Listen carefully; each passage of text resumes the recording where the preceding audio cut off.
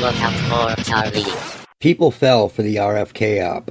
They thought that he was going to come in and clean the place up, right? Get rid of GMOs, get the garbage out of our foods, and even stop chemtrails. They even pulled a good bit of theater by having RFK say that chemtrails were coming from DARPA on the Dr. Phil show. Let's check it out. My biggest concern is the stratospheric aerosol injections that are continuously peppered on us every day. Bromium, aluminum, strontium, it's sprayed in our skies all day long. And I know you've talked to Dane Wiggins. Does she sound sincere when she's saying that? It's sprayed in our skies all day long, and she points up. About this. He seems to be one of the experts in the field. Is there a question? Yes. How do we stop it? That is not happening in my agency. You know, we don't do that. It's done, we think, by DARPA, and a lot of it now is coming out of the jet fuel. Yes, so, sir. you know, those materials are put in jet fuel. I'm going to do everything in my power to stop it. We're bringing on somebody who's going to think only about that, find out who's doing it, and holding them accountable. He's right as far as things being put in jet fuel, because actually there's a fungus, and I've done videos on this in the past, that has taken off exponentially in the past 25 years that grows in kerosene, or fungus that grows in kerosene, which is jet fuel, basically. Now, we don't know if this was a planted question or not, but considering that it was on Dr. Phil, I would guess yes. You have to remember that Dr. Phil even did a crazy-ass hit piece that attacked information that I was putting out years ago. I'm not even joking. It was an insane, direct attack on information that I was putting out at the time when I was getting lots of views on my videos. And other people were not talking about this. So the Dr. Phil crew put this wacky-ass fever dream script together about a woman who is seeing aliens and other crazy shit. And then they weaved my information in within it to make the entire thing look insane. And they really did this. Let's take a look at that. Okay, I hope you're ready for this because it is wacky. You know, I have this thing where I can watch or listen or read stories, right, from people, and I can immediately tell whether they are telling the truth or not because I have studied so many of these cases. And this is so far out there that it is obviously and totally a script. About 3 years ago, I started seeing lights in the sky. And then I started seeing alien beings. One time they were having a bonfire. They would sit on people's porches. They even had like this thing that they jetted around in, like a backpack. A backpack. Little kid aliens. I started seeing scratches on my side table and the walls cracking and stuff. Okay, now that's where they weave it in because people do hear the walls cracking. But somehow she was able to weave that in with aliens. It's just absurd. They were trying to make me believe that there was these two little alien kids running around my house tearing stuff up. This is absolute fever dream bullshit created by the fantasy writers of Dr. Phil. I would see dozens of alien creatures having a party, having fun, doing their own thing. At first I thought it was real. I was just floored. And this is where they weave in my information. I knew I was being electronically harassed to see aliens. Here we go. This is absolutely insane. Like I said, I can read stories and tell right away whether they're real or not. This is totally and completely fictional. But it's a hit piece. It's designed to be that way. It operates the same way that Vice News does. It moved to the electronic shocking sensations. Here we go. I was doing dishes one day and I felt this huge electrical shock on my left side. It brought me to my knees and it hurt really bad. So of course, got on my phone and started searching. Okay, so if somebody was saying that, it would totally make sense. And you'd be like, okay, they're getting shocked. But before that, it was all aliens and bullshit. This is what they do. Alien, electrical shock. They could shock you. They torture you. I realized that it's not going to go away. I have smart skin from Here we go. the targeting. It's not smart skin. It's a combination of Shellella, bacterial and fungal, right? And it basically makes people sensitive to radio frequency, ELF, electrical fields, etc. The fungus on your skin makes your body act like a battery. That is my information. Completely and totally my information. And it's being repeated on the Dr. Phil show. The fungus on your skin makes your body act like a battery. You feel charged up, like they're charging you up. That's total bullshit. You don't feel charged up. It's absolute bullshit. They are weaving fantasy and reality together to make the entire thing look absurd. I talk about this a lot. And here it is in action. I started doing the cleansing routine. I spent the cleansing routine. Wonder where that came from. 2 hours in the bathtub soaking and scrubbing this stuff off of me every day.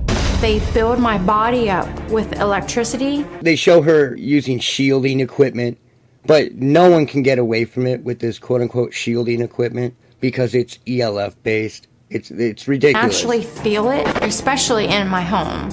I just tried to cover any kind of hole coming into my home. That's fucking ridiculous. Foil over it to try and protect myself. I cover the outlets. I used to cover the lamps. I used to put a blanket over these doors for protection. A blanket. A blanket. So my point is, this part of it was my information. It's legitimate information, right? And then they mix it with all this insanity. And then they sell it to the public. So now, if I talk to people about that, oh, your skin and whatever, someone would be like, oh yeah, I saw somebody on the Dr. Phil show who was talking about the same thing and they were seeing aliens. You know what I mean? Like, it's fucking madness, and this is what they do. So the point is, Dr. Phil cannot be trusted. And that chemtrails / aerosol question was intended to plant hope in people's minds, making them believe that RFK was going to really change things and rock the proverbial boat, right? But in true bamboozle fashion, RFK is now pushing, wanting everyone to wear wearable devices that track your bioinformation and every move you make. In just a month or so, it went from RFK blaming chemtrails on DARPA to wanting everyone tagged and tracked within 4 years. That is the real goal of Make America Healthy Again or whatever. Don't be a fool. So, let's check out what RFK said here. Their diet, about their physical activity, about the way that they live their lives. We think that wearables are a key to the MAHA agenda, making America healthy again, and we are going to, my vision is that every American is wearing a wearable within 4 years. But where have we heard wearable devices before? Oh yeah, I've been talking about them on this channel for over a decade. The purpose of getting everyone to wear some cumbersome, ridiculously outdated bracelet or wearable is to make people happy when the government announces that you no longer have to wear this and you can put it in your body. I made a video about what wearable devices really are a few years ago. It was a response video attempting to clear the air and debunk a bunch of myth. But you're going to see that every single thing that I have talked about on this channel is reality and not quote-unquote conspiratorial in any way whatsoever. Coincidentally, this video touches on exactly what the Dr. Phil show was attempting to attack back when they put out the alien scene electronic harassment victim episode, right? So let's play the video that I did on wearable devices again. What exactly is a wearable device in the 21st century? Most patents for human-based networks, human tracking, human body communication, or surveillance technology have one thing in common. They all mention an apparatus referred to as a wearable device, or wearable device or sensor, without ever going into detail on what that wearable device actually consists of. Most people would think of a bracelet, as many people allude to. Someone may think of a wristwatch or something similar, and these people would be very cute and very 20th century for thinking this way. In reality, wearable device has nothing to do with anything even close to that stuff. In this world of shady legal definitions, it has become blatantly obvious that individuals and corporations are intentionally using vague terminology to avoid disclosing information that may scare people or warn them of intent. So in the spirit of getting back into reality, let's throw the ideas of space-age wristwatches, bracelets, necklaces, and any other naive, ignorance-based fantasy in the garbage where it belongs. In the 21st century, a wearable device is anything that resides on or in the body. And what these patents and other documents fail to talk about is where we are actually standing in the realm of wearable devices. Once a modern wearable device is on the body, on the skin, or within the body, it is completely invisible in most cases. Although most of this technology is a decade old or older, here is a short list of wearable devices that can interact with radio frequency, electricity, and send or receive data. Neurolace. Championed by Elon Musk, Neurolace is made of a secretive layer that will grow, or as they claim, assemble on the brain. The words are actually interchangeable, which will then begin to interact with radio waves, allowing virtual telepathy, the monitoring of subvocal speech, and more, similar to Mark Zuckerberg's obsession with artificial telepathy. They are secretive about what it is made of, but claim it can be broken down and passed out through the urine by taking something that they refuse to speak about.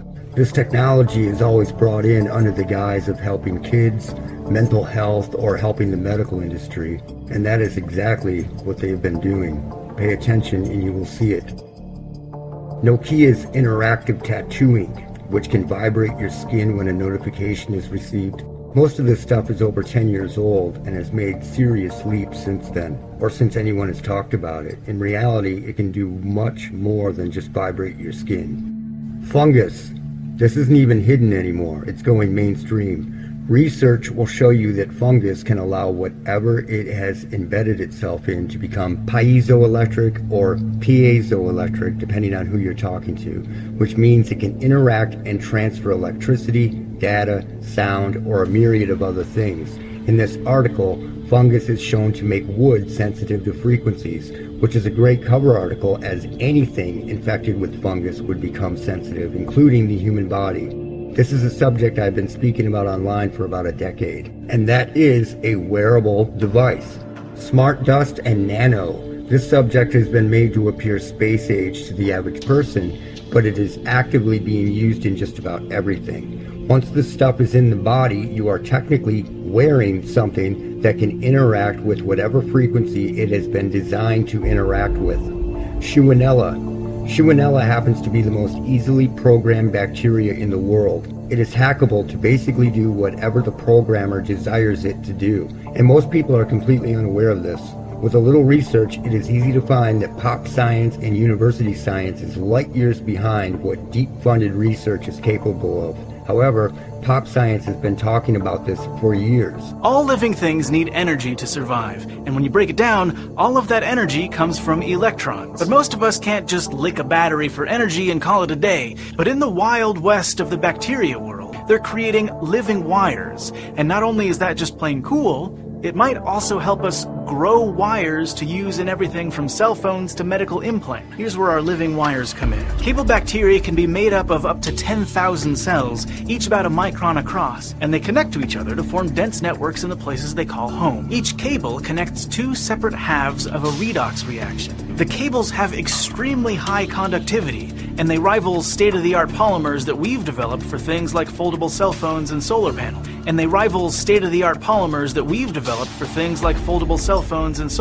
Both fungus and bacteria like Shellen can do the same things. Become electrically sensitive, transfer data through predetermined frequencies, send messages, and basically operate like an antenna. They turn whatever it has infected into a transceiver, meaning sending and receiving data. These are just a few examples of what can be put in aerosols, consumer products, or introduced to you in various different ways, or your surroundings, to create a network or a network of wearable devices, quote unquote. Once a person becomes aware that this is our current reality, things begin to look a little different than our 20th century view of what a wearable device is. Knowing this also begins to make you view conditions and ailments that didn't exist before in a completely different manner. An explosion of cases in what came to be called Morgellons appeared around 1999 and have steadily risen over the years. One of the many symptoms of this condition can be visible open sores, which always have fibers or wires present. While the medical community attempted to run cover for this, their figureheads came out of the woodwork to claim they were simply fibers from clothing and claimed the people that were suffering from it were delusional. This has been proven over and over to not be the case, but whether the person has sores or not, the presence of fibers and a biofilm on top of the skin is almost always the case, appearing as dry skin, dandruff, or some other skin condition unless viewed under closer inspection. That is when the reality of it becomes very apparent. It's a strange coincidence that once science groups really began experimenting with Shellen and bacteria, a strange condition hits the Western world that bears the exact traits that science talks about. What are the odds that these strange things start to happen to people when they haven't happened at any other time in history? What are the odds that science happens to be researching bacterial and fungal wires? The facts are that what sounds like a mental illness to the average person could be something as simple as a deviceless phone call test, or what Mark Zuckerberg himself refers to as artificial telepathy. After all, what are the odds that motiveless shooters all heard the same thing? And what are the odds that these all took place during the experimentation and advancements of this technology? This is exactly what all these individuals and companies are talking about. Two-way, radio frequency-based artificial telepathy. And that is exactly what they are calling it. Testing something on the population isn't new. The U.S. government has tested bacteria and viruses on various cities in the U.S. many, many times. And although the average person may not be aware of this, it is well documented. The idea that organizations aren't still doing this is absurd, and the idea that they wouldn't need to test and or monitor people in large numbers for experimental or network purposes is even more absurd. This type of testing has gone to private organizations now to avoid any Freedom of Information Act requests. A wearable device does not mean what it did to your grandparents or your parents, or even you. The vague term wearable device has a plethora of legal meanings and interpretations, as does smart device, like smart dust, but that's another video. I'm imploring everyone who sees this to get their heads out of the common ideas of the 20th century and begin paying attention to the vague terminology and the very real science that is being used present day. I've been speaking about this for years, but it's time that the average person understands what is going on right in front of them. If you are aware of it, your perspective of the world can help others, and it can lend understanding to a world where very little makes sense to people anymore. So that's what's up with wearable devices and where it's going. You fell for the RFK op. Totally fell for it. You know, he was going to come in and clean everything up, and now he wants you tagged and tracked. People need to realize where this is all heading. It's a bunch of different roads, right? And they all end up to the same street. The same dead-end street. And I'll talk to you later. Look out for Charlie.